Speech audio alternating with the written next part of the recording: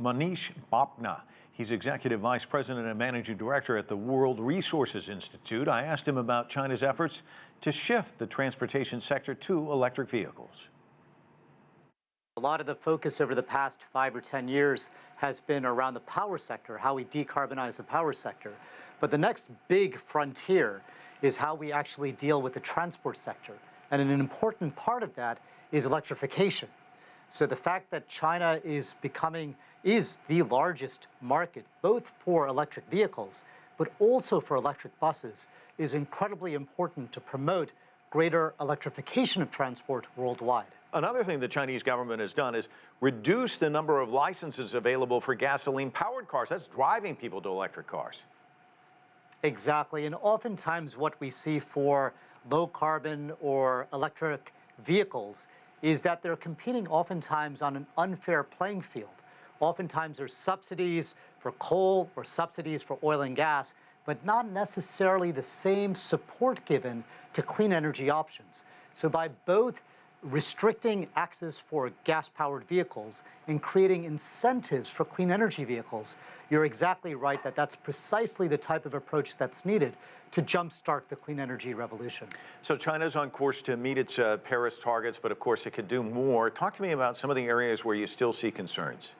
China, given that it is such an important player on the climate table, can do 3 things over the next year that would make a big difference.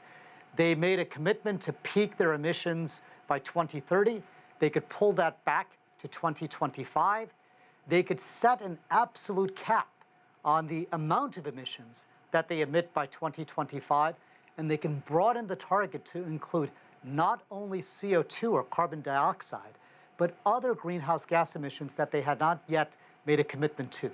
It would not only be terrific for China, but it would create huge political support for more momentum around the world. Talk to me about some of the things they have in place in terms of their climate plan that you do like. So their non-fossil energy commitment, which was to reach 15% non-fossil energy by 2020 and 20% by 2030, is a target that they are actively going to meet. They are on track to meet.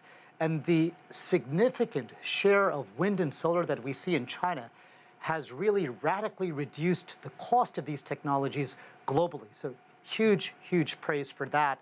The other area where they have done quite a bit of work is around nature-based solutions in terms of increasing forest cover in the country. And as you know, trees are a great way to both protect land, protect water, but they also suck carbon dioxide out of the atmosphere.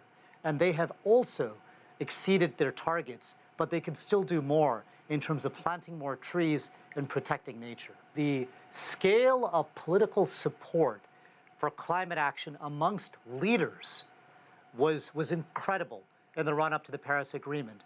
And the special relationship that the US and China had on climate change and clean energy was instrumental to that. We do not yet see the same level of ambition today from the big countries. And that is what we need to reignite. And in that vein, I believe, China can play an incredibly important leadership role. And the reason why it should do this is not purely because it is a gift to the planet. They should do it because it's also in China's economic self-interest. We have shown time and time again that a low-carbon future is a more productive, a more inclusive, and a more sustainable future.